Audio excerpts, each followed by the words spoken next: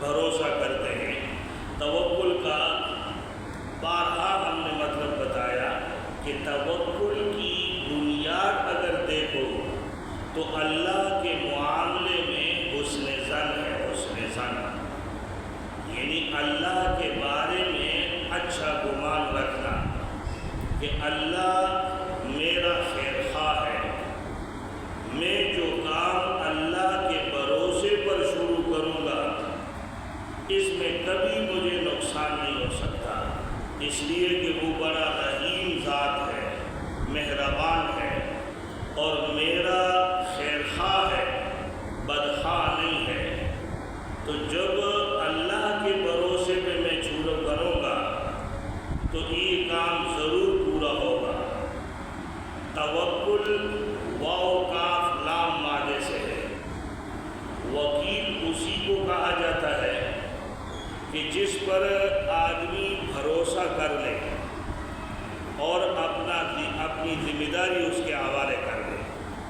وکیل آپ سمجھتے ہو فقہ کی اصطلاح میں وکیل، تو وکیل ہر ایک کو تو کوئی نہیں بناتا تھا، اس کو وکیل بنایا جاتا ہے جو امانت دار ہو اور آپ کو لگے کہ یہ میرا خیر خواہ ہے، میں اگر اپنی ذمہ داری اس کے حوالے کروں، اپنا مال اس کے حوالے کروں تو یہ ضائع نہیں کرے گا، یہ میرا خیر چاہتا ہے، فائدہ چاہتا ہے، نقصان مجھے نہیں دے گا۔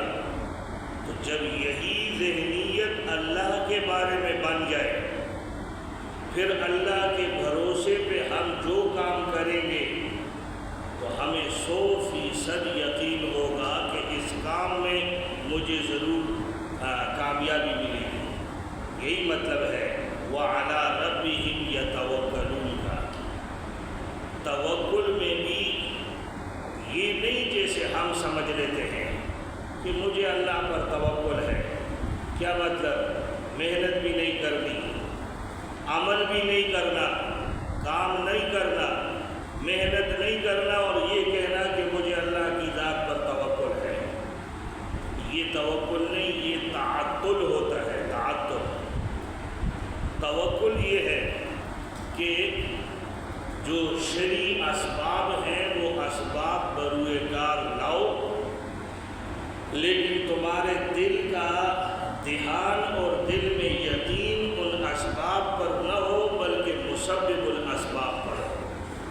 آپ صلی اللہ علیہ وسلم بیٹھے ہوئے تھے، صحابہ کرام بھی تھے، تو ایک آدمی آیا، ظاہری حالت سے معلوم ہو رہا تھا کہ یہ مسافر ہے، تو ظاہر اس کی سواری بھی اس کے پاس ہوگی۔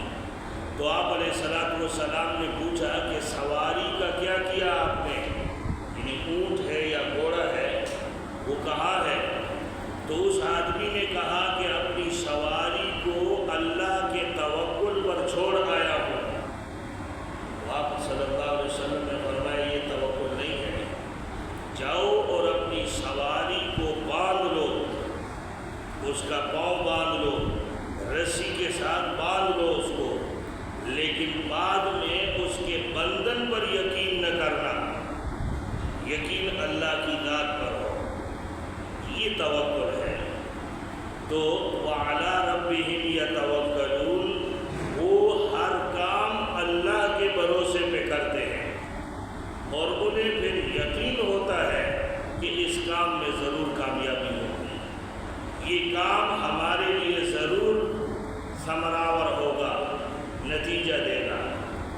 وَكَأَيٍّ مِّن دَابَّةٍ لَّا تَحْمِلُ رِزْقَهَا، یہ ایک آیت ہے اور اس میں وضاحت ہے اس کی، وہ یہ تمثیل ہے۔ اللہ فرماتے ہیں کبھی غور کرو، کتنے ہی تمہارے علاوہ جاندار اس دنیا میں بستے ہیں، چرند اور پرند ہیں،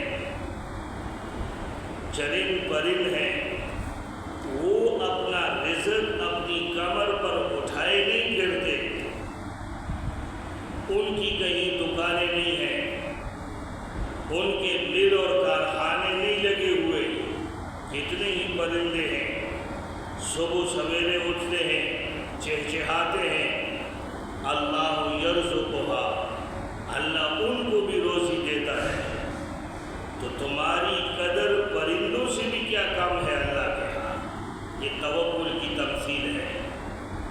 تم یہ تو سوچو تم تو اشرف المخلوقات ہو اللہ کے ہاں، اور اشرف المخلوقات میں سے بھی تم مسلمان ہو۔ وَلَا عَبْدٌ مُؤْمِنٌ خَيْرٌ مِّن مُشْرِكٍ، ایک مومن کا شان، ایک مومن کی حالت اللہ کے ہاں ہر چیز سے بہتر ہے۔ تو تم کیا چرند اور پرند سے بھی گئے گزرے ہو؟ جو ذات ان حیوانات کو رزق دے رہا ہے وہ ذات تمہیں روزی اور رزق نہیں دے سکتا؟ ضرور دے سکتا ہے۔ اس لیے تو آپ صلی اللہ علیہ وسلم نے فرمایا کہ لو انکم تتوکلون علی اللہ حق توکلہ، اگر اللہ پر صحیح توکل کرنا چاہتے ہو، سیکھتے ہو، تو پرندوں سے سیکھو کہ پرندے صبح خالی پیٹ جاتے ہیں اور بھرا ہوا پیٹ لے کر آتے ہیں۔ تو اس میں کئی باتیں ہیں حدیث میں کہ پرندوں سے یہ سبق سیکھو کہ ایک پرندہ صبح جاگتا ہے لیکن حرکت کرتا ہے، اس کو یقین ہوتا ہے کہ میرا رب مجھے واپس بھوکا یہاں تک نہیں بھیجے گا، ایک جانب چلا جاتا ہے، حالانکہ اس کو پتہ بھی نہیں، ان کے بازار بھی نہیں ہوتے، میں نے کہا ان کے کارخانے بھی نہیں ہوتے، لیکن پرندہ اس یقین پر اپنے گھونسلے سے پرواز کرتا ہے کہ خالی پیٹ میں اپنے بچوں کے پاس نہیں آؤں گی، ضرور مجھے کوئی نہ کوئی چیز مل کر رہے گی، لیکن اس کے لیے حرکت ضروری ہے۔ تو وہ حرکت کرتا ہے اور پھر آپ دیکھتے ہیں تروح و بطانا، پھر بھرا ہوا پیٹ لے کر وہ آتے ہیں۔ تو یہی حالت ہم کو بھی اللہ کے بارے میں ہونی چاہیے۔ ہم اپنا ہر کام اللہ کے بھروسے پر شروع کریں، اور رزق گویا آج کل کی اصطلاح میں کہتے ہیں نا کہ رزق کا ٹینشن نہیں لینا چاہیے، یہ پریشانی نہ ہو کہ میں کھاؤں گا کیسے، مجھے کھانے کی چیز کہاں سے ملے گی، پہننے کے لیے کیا ملے گا، کھانے کے لیے مجھے کیا ملے گا۔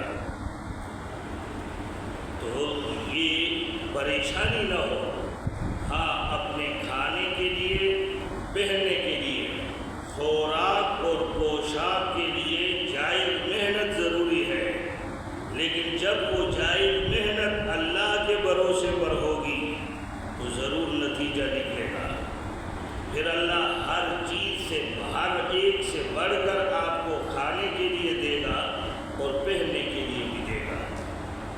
جب آپ کی محنت ہوگی، اللہ کا بھروسہ ہوگا، یہ نہیں کہ 24 گھنٹے بس آپ ڈپریشن میں چلے گئے کہ چینی اتنی مہنگی ہو گئی، کہاں سے کھائیں گے، آٹا مہنگا ہو گیا، دریا میں کودو، چھلانگ لگاؤ، بچوں کو قتل کرو، خود اپنے آپ کو مارو، خودکشیاں کرو، کہاں سے کھائیں گے۔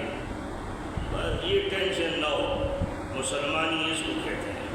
یہی حالت ہے نا علماء طلباء کی، ان کو ٹینشن نہیں ہوتی، اس لیے اللہ اوروں کی بنسبت اچھا دیتے ہیں، ان کو کھانے کے لیے، پہننے کے لیے اچھا ملتا ہے۔